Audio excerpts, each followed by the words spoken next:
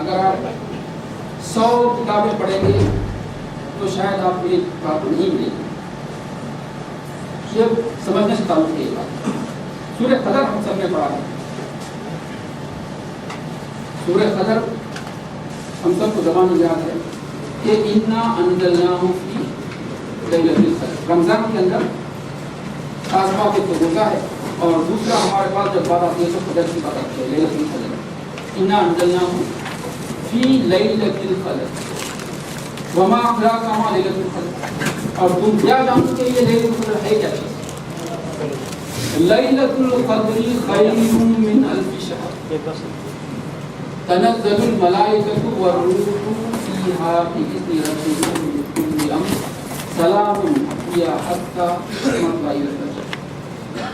تو اللہ نے کیا فرمایا؟ یہ قدر کے بارے میں صرف ایک بات ہے اور 1 منٹ کا ہی معاملہ ہے، لیکن اس کے لیے بھی 4-5 منٹ مجھے آپ کو سمجھانے میں لگ جائیں گے کہ اصل کیا بات. آپ نے یہ تو احادیث سنی ہوگی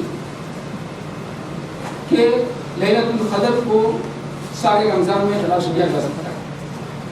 یہ بھی سنی ہوگی کہ آخری دہے میں اس کو تلاش کرنا چاہیے. اور یہ بھی سنی ہوگی کہ تاخیر راتوں میں تلاش کرنی چاہیے. اور یہ بھی سنی ہوگی کہ 27 اور 25 اور 27 اور 29 جو 3 مطاف ہیں اس میں تلاش کرنا چاہیے. لیکن اس ساری تلاش اور جستجو کے باوجود کیا آپ کی ملاقات کسی ایسے شخص سے ہوگی جس نے صبح ہو کے یہ کہا ہو کہ مجھے لیلۃ القدر ملی تھی آج؟ کیا آپ میں سے کوئی شخص یہ کہہ سکتا ہے کہ اس کی کسی ایسے شخص سے ملاقات ہوئی جو یہ کہے کہ میں نے لیلۃ القدر کو پایا اس ساری تلاش کے بعد؟ ایسا آدمی آپ کو نہیں ملے گا. کیوں نہیں ملے گا؟ اس لیے کہ اس کو لیلۃ القدر ملی نہیں. اچھا آپ کہیں گے بھائی ملی تو پتہ کیسے چلے؟ بھائی میں آپ سے پوچھتا ہوں کہ اگر آپ نے ایگزام میں محنت کی، امتحان میں آپ نے بڑی محنت کی امتحان سے پہلے اور اچھا پرچہ لکھا، جب آپ نے اچھا پرچہ لکھا ہے تو نتیجہ آنے سے پہلے آپ کو اندازہ تو ہو جاتا ہے کہ مجھے کتنے مارکس ملیں گے، میں پاس ہوں گا یا فیل ہوں گا. یہ تو ہوتا ہے نا. اگر آپ نے نماز اس لیول کی پڑھی جس طرح کی نماز پڑھنا چاہیے کہ یا تو آپ نے خدا کو دیکھا یا پھر اس احساس ہوا کہ خدا آپ کو دیکھ رہا ہو اور آپ کے من میں غیر اللہ کا خیال نہ آیا ہو، یہ آپ کم سے کم اطمینان تو کر سکتے ہیں کہ میری نماز قبول ہوئی. چاہے آپ کو اوپر سرٹیفکیٹ نہ ملے لیکن آپ دل میں تو اطمینان ہو کہ ہاں میری نماز ہوئی. اسی طریقے سے آپ نے اگر جاگ کے رات گزاری تو آپ کو احساس ہونا چاہیے کہ اتنی بڑی رات ہے کہ اس کی فضیلت ہے، حضرات مہینوں والی رات ہے، فرشتوں کا نزول ہو رہا ہے اور صبح میں آپ کو پتہ ہی نہیں چلتا کہ قدر ملی یا نہیں. تو اس میں ایک چیز سمجھنے کی وہ سمجھنے اور وہ چیز کیا ہے؟ وہ چیز یہ ایسا نہیں ہے کہ لیلۃ القدر کسی ایک مخصوص رات کا نام ہے. یہاں سے سنیے یہ بات، لیلۃ القدر ایسا نہیں ہے کہ ایک مخصوص رات کا ایک متعین رات کا نام. کچھ چیزیں متعین طور پر بتا دی گئی ہیں آپ کو. مثلا 9 ذی الحجہ کا معاملہ ہے کہ وہ یوم عرفہ. آپ 100 سال 1000 سال آئندہ تک بھی آپ پیشن گوئی کر سکتے ہیں کہ کس دن جو ہے یوم عرفہ آنے والا ہے، بتا دیا گیا ہے. لیکن لیلۃ القدر کا معاملہ ویسا نہیں ہے. یہ پری ڈیفائنڈ نائٹ نہیں ہے. اس not a predefined night. پھر یہ کون سی رات ہوتی ہے، کیسا ہوتا ہے؟ قرآن میں اللہ نے فرمایا کہ انا انزلناہ جو ہے وہ ضمیر قرآن کی طرف کرتی ہے. کس چیز کو نازل کیا؟ قرآن کو نازل کہا. کب نازل کیا؟ لیلۃ القدر.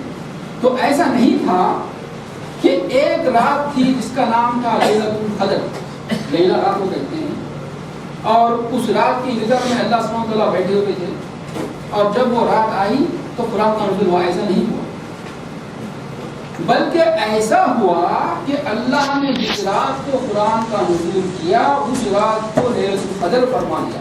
سمجھے آپ؟ یہ بڑا باریک اور لمبی نقطہ ہے. اس کو ایک موٹی مثال سے بتاؤں گا. ایک موٹی مثال مسلمانوں میں بالعموم 12 ربیع الاول کا دن ایک بڑا اہم دن ہے. 12 ربیع الاول کا دن ایک بڑا اہم دن مانا جاتا ہے. کیوں مانا جاتا ہے؟ اس لیے نہیں کہ 12 ربیع الاول کا دن میں کوئی بڑائی ہے، बल्कि उस दिन रसूल अकरम सल्लल्लाहु अलैहि वसल्लम की विलादत बड़ा सआदत होने की मौलवी ने कहा है कि इम्कान ज़्यादा ये है कि बड़ा रबीउल अव्वल के बने। तो इस इम्कान से या इस हकीकत से कि उस दिन आपकी विलादत हुई 12 रबीउल अव्वल को ये मुकाम मिला कि वो दिन पड़ा। बात समझ में या अगर हम हिंदुस्तानी हैं यहाँ पे पहुँच जाए तो 15 अगस्त का दिन हमारे नेशनल डे के तौर पे माना जाता है। इसलिए नहीं कि उस दिन हमें आज़ादी मिली, ऐसा नहीं था कि 15 अगस्त का दिन डिफाइन कर दिया गया, आज़ादी को रोका गया और जब 15 अगस्त आया तो नहीं, जिस दिन आज़ादी मिली उसका नाम 15, उसकी वजह से उस दिन को बढ़ाया गया। लैलतुल क़द्र वाला मामला भी यही है, ये हमें समझना कि जिस दिन जिस रात अल्लाह ने कुरान को नाज़िल किया वो रात लैलतुल क़द्र थी। अच्छा, अब कुरान तो नाज़िल होने वाला नहीं, लेकिन तनज़्ज़ुल मलाइका व रूह ये जारी रहने वाली बात है। लेकिन ये ऐसे कैसे हो जाएगी भाई?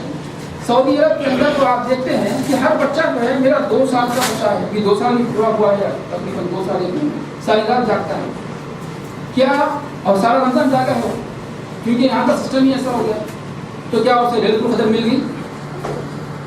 नहीं मिली, क्योंकि ये वो जागना ही नहीं है, ये खुलूस दिल से अल्लाह की इबादत करा ही नहीं है, तो कहाँ से मिल पाएगी? तो लैलतुल क़द्र अगर आपको पाना है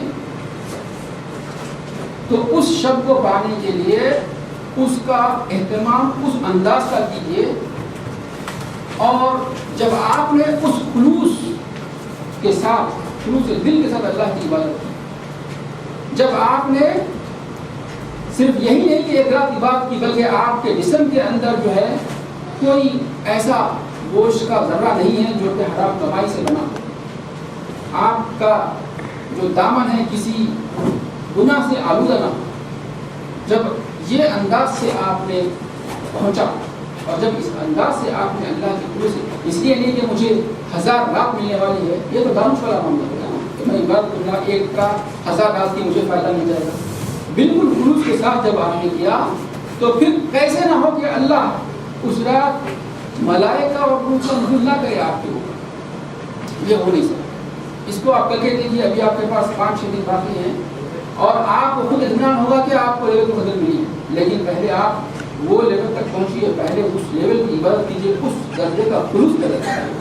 वक्त 25 मिनट का दिया गया था वक्त, मैंने उससे ज़्यादा वक्त लिया, और मैं आप सबका मशकूर हूँ कि आपने मेरी बात को बड़ी आराम के साथ सुना। अल्लाह ताला से दुआ है कि वो हम सबको हमारे वज़न को कबूल फरमाए, और अगर हमें वो लेवल का जो है प्रूफ अदा फरमाए कि हम क़द्र की रात को भी जो है हासिल कर सकें।